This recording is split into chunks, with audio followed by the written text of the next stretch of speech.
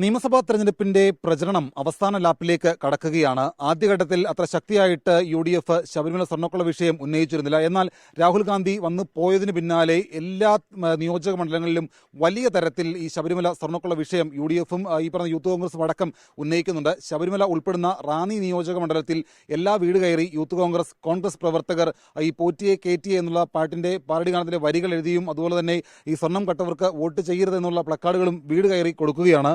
അപ്പോൾ എന്തുകൊണ്ടാണ് ഇപ്പോൾ ഇങ്ങനൊരു പ്രചരണം? കാരണം അവസാന ലാപ്പിലേക്ക് പോകുമ്പോഴാണ് ഈ ശബരിമല സ്വർണ്ണക്കൊള്ള നിങ്ങൾ കൂടുതൽ ശക്തിയോടെ ഉന്നയിക്കുന്നത്.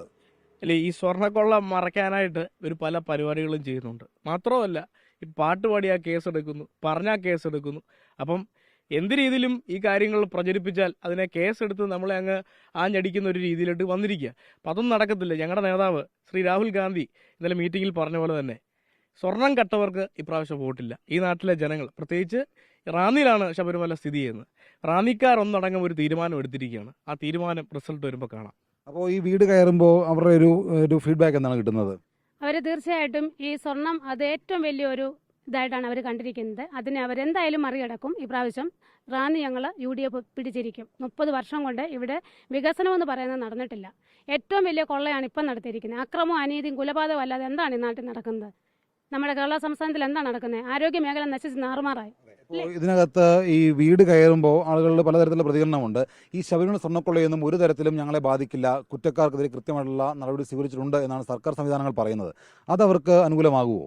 ഇല്ല, തീർച്ചയായിട്ടും ഈ സ്വർണ്ണക്കൊള്ള തന്നെയായിരിക്കും ഇപ്രാവശ്യം ഞങ്ങളുടെ റാന്നിയിലെ വിഷയം എന്ന് തന്നെ.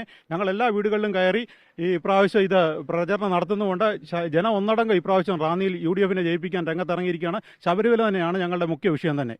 ഈ ശബരിമല സ്വർണ്ണക്കൊള്ള ഈ പാരഡി ഗാനം വലിയ തരത്തിൽ എല്ലായിടത്തും പാടി നടക്കുകയാണ്. ഈ പാട്ടും കൂടെ നിങ്ങൾ പാടുന്നുണ്ടോ? പോറ്റിയേ കേറ്റിയേ സ്വർണം ചെമ്പായി മാറ്റിയേ, പോറ്റിയേ കേറ്റിയേ സ്വർണം ചെമ്പായി മാറ്റിയേ, സ്വർണം കട്ടവനാരപ്പ സഖാക്കളാണ് അയ്യപ്പ, സ്വർണം കട്ടവനാരപ്പ സഖാക്കളാണ് അയ്യപ്പ, പോറ്റിയേ കേറ്റിയേ സ്വർണം ചെമ്പായി മാറ്റിയേ. അപ്പോൾ ഇനി വളരെ കുറച്ച് ദിവസങ്ങൾ കൂടെ ഉള്ളൂ സാറാണ്. അപ്പോൾ അതിനകത്ത് എല്ലാ വീട്ടിൽ കയറി പരമാവധി ഈ ശബരിമല വിഷയം തന്നെ പ്രചരണമാക്കുക. ഉറപ്പായിട്ടും ഇത് പ്രചരിപ്പിക്കാന്നുള്ളതേ ഉള്ളൂ. ഏതൊക്കെ കേസെടുത്തെന്ന് പറഞ്ഞാൽ ഞങ്ങൾ മുന്നോട്ടാണ്. ഏതൊക്കെ രീതിയിലും ഞങ്ങളെ അങ്ങനെ ഒരു രീതിയിലും ഞങ്ങളെ എതിർക്കാൻ പറ്റത്തില്ല. ഈ പാട്ട് പാടി തന്നെ ഞങ്ങൾ കയറും. അപ്പോൾ അതാണ് സ്വർണം കട്ടവർക്ക് വോട്ടില്ല എന്ന് രാഹുൽ ഗാന്ധി ഇന്നലെ പറഞ്ഞതുപോലെ തന്നെ റാന്നി നിയോജക മണ്ഡലത്തിൽ മാത്രമല്ല കേരളത്തിലുള്ള എല്ലാ നിയോജക മണ്ഡലങ്ങളിലും ശബരിമല സ്വർണ്ണക്കൊള്ള വിഷയം അങ്ങേയറ്റം ശക്തിയായിട്ട് ഉന്നയിക്കാൻ തന്നെയാണ് UDF പ്രവർത്തകരുടെ തീരുമാനം. അതിന്റെ തിരിച്ചടി ഈ പറയുന്ന LDFന് കിട്ടും എന്നുള്ള കാര്യങ്ങൾ കൂടി കോൺഗ്രസ് പ്രവർത്തകർ പറയുകയും ചെയ്യുന്നുണ്ട്. സഞ്ജയ് ഇക്ബാലിനൊപ്പം ഷിജോ കുര്യൻ, 24.